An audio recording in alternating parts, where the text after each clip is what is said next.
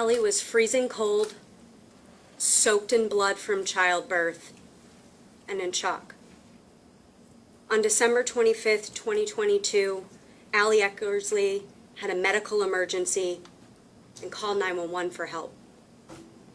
Allie did not commit a crime.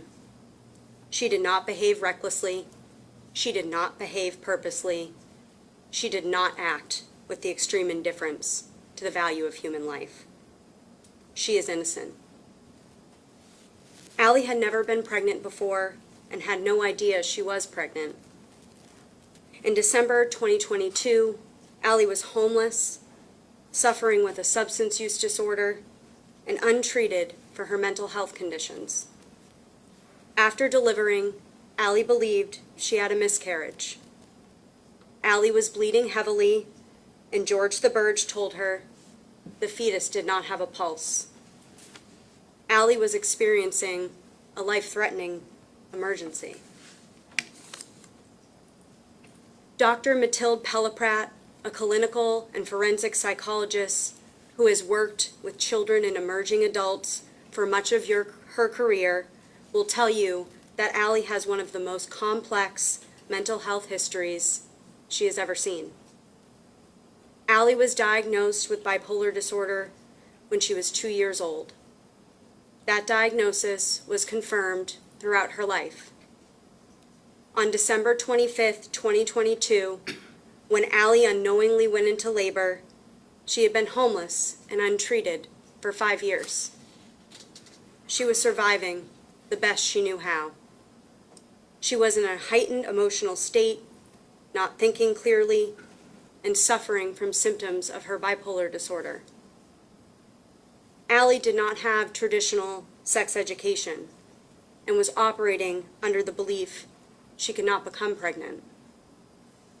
Allie was diagnosed with precocious puberty, a condition that results in a person's body maturing too quickly.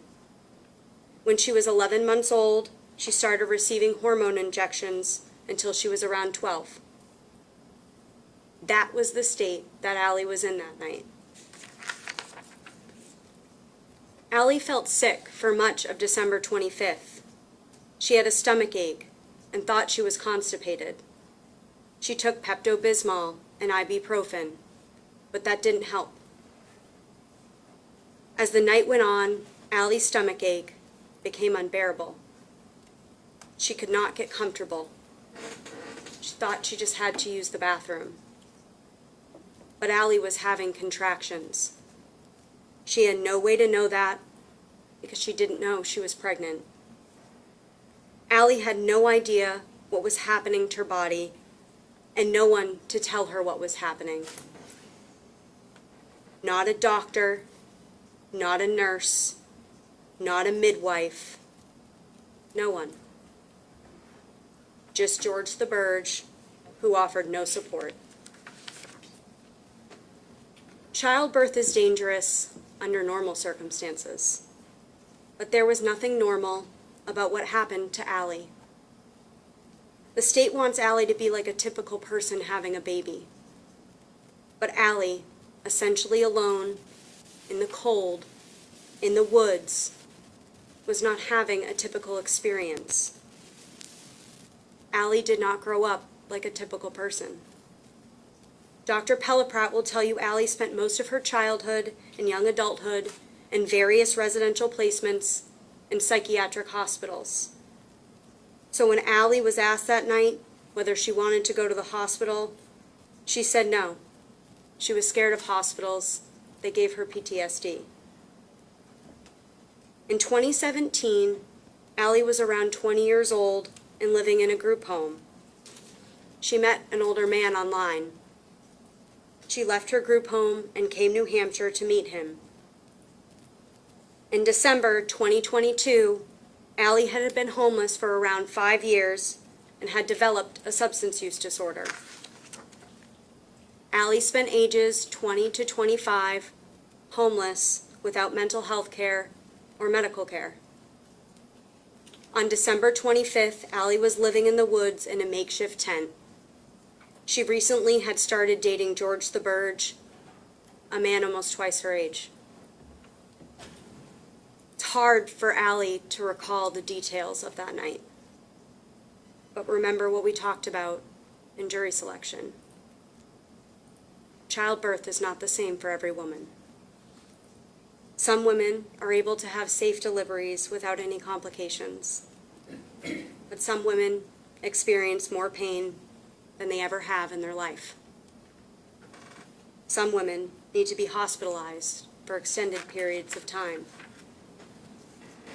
But what everyone agreed on is that after giving birth, you're not walking around tending to the baby by yourself. There are nurses and doctors and midwives who assist you.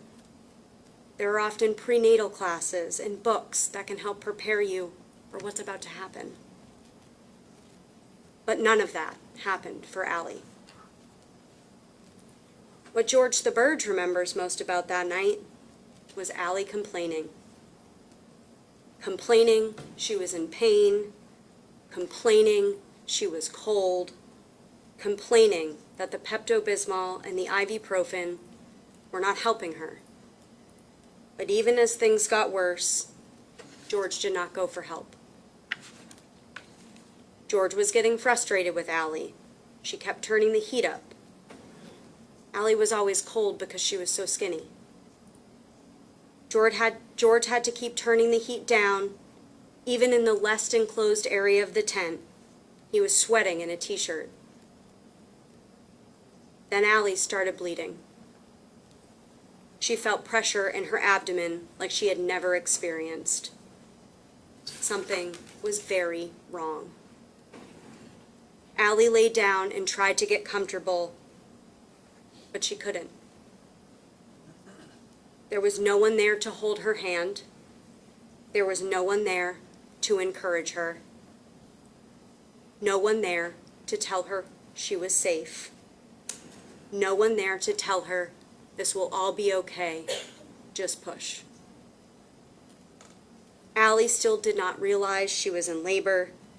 She asked George to look. He thought it was a hemorrhoid, but it wasn't.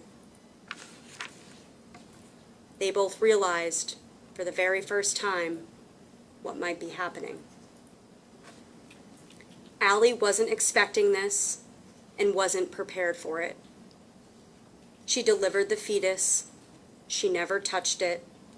She did not move anything. Allie thought she had a miscarriage. She asked George if the fetus was alive. He told Allie the fetus had no pulse. Allie was scared. But for Allie, the pressure did not stop. The pain did not stop. The bleeding did not stop. The tent and everything inside it was covered in blood. Allie and George tried calling 911 from the tent, but there wasn't any service. They needed cell service, and the only place to get it was near the ice arena. George threw a pair of pants at Allie that were not soaked in her own blood and told her, "Let's go." When they left the tent, the heat was on. George went back to the tent 3 times. Once for Allie's shoe. They left in a hurry. She only had 1 shoe on. Once for a different phone. Allie's wasn't working. And once to grab his tablet and to turn off the heat. In the late fall and early winter of 2022, the police in the city had spent the last few months breaking up homeless encampments. That is how Allie ended up in the woods in the first place. There was nowhere left to go. George did not want anyone at that tent. He spent a lot of time cleaning up that area so no one would find out they were there and break up the camp in the middle of winter. Allie and George walked to the ice arena, and on the way, Allie delivered what she thought was another baby on the side of the trail. It felt like what happened in the tent. Allie thought she had delivered twice. In reality, when she was trying to put her pants on, she delivered the placenta. The police found it on the side of the trail. When they got near the arena, George got a signal. He dialed 911, and he put Allie on the phone with dispatch. The 911 call gives you a glimpse of what Allie was experiencing that night. It highlights how little she knew about childbirth. Allie had no idea what was happening to her own body. When Allie called for help, she told the dispatcher where to look. She said the baby was on the other side of the trestle bridge. That's the Goffstown side. Allie told the 911 dispatcher, Pam Packard, she thought she had 2 kids. Allie told her one of the fetuses lived for less than a minute, the other dead immediately. Allie thought the placenta was a second miscarriage. It's clear from the call that Allie believed, even after delivering the placenta, that the umbilical cord would still be hanging out of her body. It was hanging out of her when she left the tent. But when Allie delivered the placenta, the cord left her body with it. But she didn't know. She believed she could die. Pam told Allie to leave the fetus where it was and tried her best to console her. While Allie was still on the phone, you can hear Pam telling another dispatcher the fetus is not viable. Pam told Allie how to do her own fundal massage. It was the only way for Pam to tell Allie how to make the bleeding stop. When AMR arrived, George grabbed his phone and ran off. He was on probation, and he had not been complying. He could not risk the police finding him or finding the tent. He had suspended jail time hanging over his head and a warrant out for his arrest. It took fire and rescue about 12 minutes to get to the ice arena. George instructed Allie to tell them they had been, if anywhere, over by the baseball fields. Then George got out of there. Allie was scared. Scared of getting in trouble with George, scared he would yell at her, scared to go back where she thought was a miscarriage. Allie was not a trained, clear-headed first responder. She told dispatch where the fetus was, on the other side of the trestle bridge. When Officer Collins, who was one of the first officers to arrive on scene, asked Allie where she lived, she told him, on the Goffstown side of the trestle bridge. She even pointed exactly what direction to go in.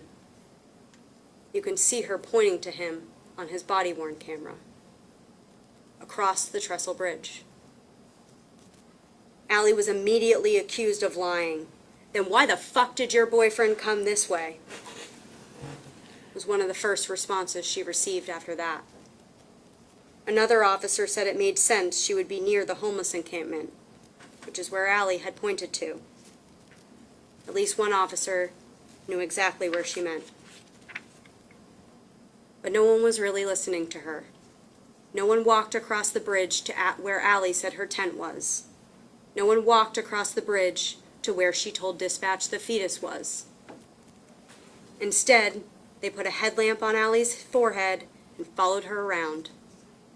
All while she was bleeding through her clothes, all while she was experiencing everything a person experiences after giving birth. Allie was the one experiencing a medical emergency. They ignored what Allie told them and accused her of lying about where her tent was.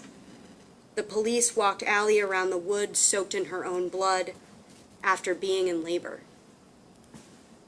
The police did not take her seriously, and instead, they made fun of her.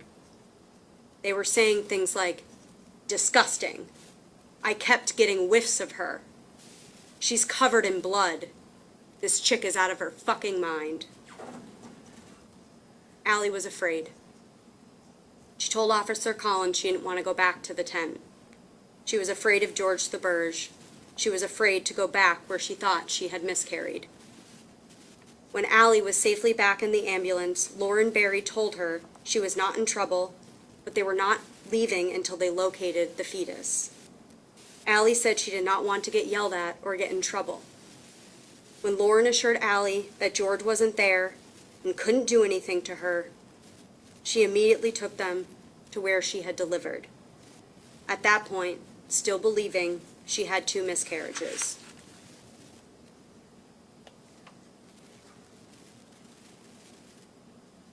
Please think about whether less time should have been spent accusing Allie of lying, making her walk around with a headlamp, and more time listening and following up on what Allie was saying, especially the first things she said before George told her what to do.